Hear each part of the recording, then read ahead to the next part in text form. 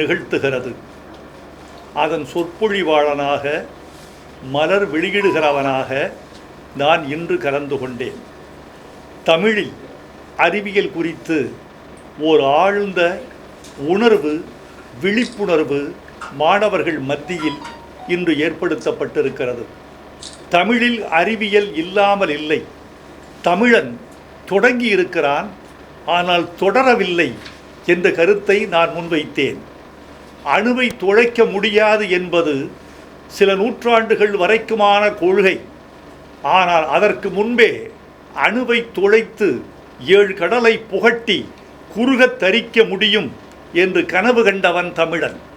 வலவன் ஏவா வான ஊர்தி என்று ஒரு தொடர் சங்க இலக்கியத்தில் உண்டு. அதற்கு பொருள் ஆள் இல்லாத விண்கலம் என்பது. ஆள் இல்லாத விண்கலத்தை கற்பனை செய்து பார்த்திருக்கிறான் தமிழன். ஞாயிறு சூரியன்தான் இந்த கோள்களுக்கெல்லாம் மூலம், சூரியன்தான் உயிர்களுக்கெல்லாம் மூலம் என்பதை அறிந்துதான் இளங்கோவடிகள் தனது காப்பியத்தில் ஞாயிறு போற்றுதும் காவிரி நாடன் திகிரி போல் மேருவலம் திரிதலான் ஞாயிறு போற்றுதும் என்று பாடியிருக்கிறார் என்பதும் விஞ்ஞானத்தின் குறிப்புதான். தமிழன் தொடங்கி வைத்தான். இடைக்காலத்தில் தமிழன் பின்தங்கிவிட்டான். பின்தங்கிவிட்டானா, பின்தங்குமாறு ஆக்கப்பட்டானா என்பது தெரியாது. மத வழிப்பட்ட ஆதிக்கமும் அந்நியர் ஆட்சியும் கல்வி மறுக்கப்பட்ட அடிமைத்தனமும் பலவேறு பண்பாடுகளின் படையெடுப்பும் தமிழர்களை பின்னுக்கு தள்ளிவிட்டன.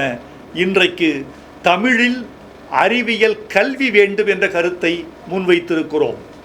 தமிழன் இதுவரைக்கும் என்ன செய்திருக்கிறார்? மேற்கு உலகம் பொருள் கண்டுபிடித்தது, தமிழன் அதற்கு சொல் கண்டுபிடித்தான் என்பதா நமக்கு பெருமை? எலக்ட்ரிசிட்டி அவன் கண்டுபிடித்தது, மின்சாரம் என்ற சொல் நாம் கண்டுபிடித்தது. ராக்கெட் அவன் கண்டுபிடித்தது, ஏவுகணை என்ற சொல் நாம் கண்டுபிடித்தது. செல்போன் அவன் கண்டுபிடித்தது, கைபேசி என்ற சொல் நாம் கண்டுபிடித்தது. டெலிவிஷன் அவன் கண்டுபிடித்தது, தொலைக்காட்சி நாம் கண்டுபிடித்தது. பொருளுக்கு சொல் கண்டுபிடிப்பவனாக இருக்காதே தமிழா. பொருளையே கண்டுபிடிக்கக்கூடிய அறிவியல் வளர்ச்சிக்கு உன்னை நீ ஒப்படைத்துக்கொள் என்பதை இந்த மாநாட்டு கருத்தரங்கில் நாங்கள் முன்வைத்திருக்கிறோம். அதன் பயன் எதிர்காலத்தில் விளையும் என்ற நம்பிக்கை எங்களுக்கு இருக்கிறது. வணக்கம்.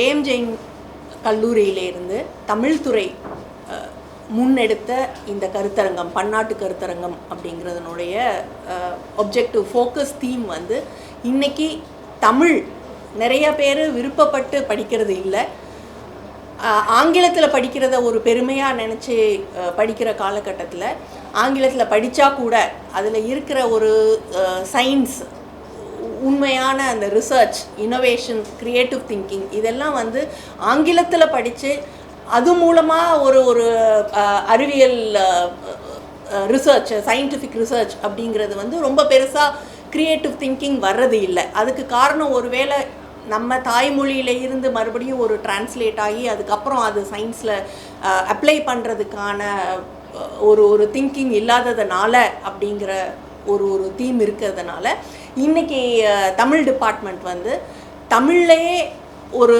எஜுகேஷன் இருந்தால் அது மூலமாக ஒரு சயின்டிஃபிக் டெவலப்மெண்ட் எவ்வளவு வரும், எவ்வளவு முன்னேற்றலாம் அப்படிங்கிற ஒரு தீமில் இந்த கான்ஃபரன்ஸ் நடத்துகிறோம்.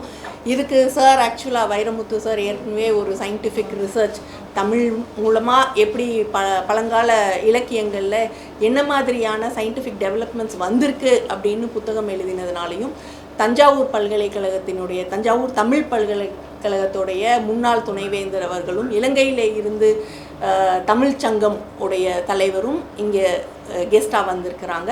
நிறைய ரிசர்ச்சர்ஸ் மற்ற துறையில் இருந்து தமிழில் மட்டுமே இருக்கிற ரிசர்ச் பேப்பர்ஸ் மட்டும் இல்லாமல் பல துறை சார்ந்த ஆசிரியர்களும் ரிசர்ச்சர்ஸும் இதில் பேப்பர்ஸ் பப்ளிஷ் பண்ணியிருக்கிறாங்க. தமிழ் மூலமாக ஒரு சயின்டிஃபிக் டெவலப்மெண்ட் எப்படி இருக்கும் அப்படிங்கிறத பற்றியான டிஸ்கஷன் தான்.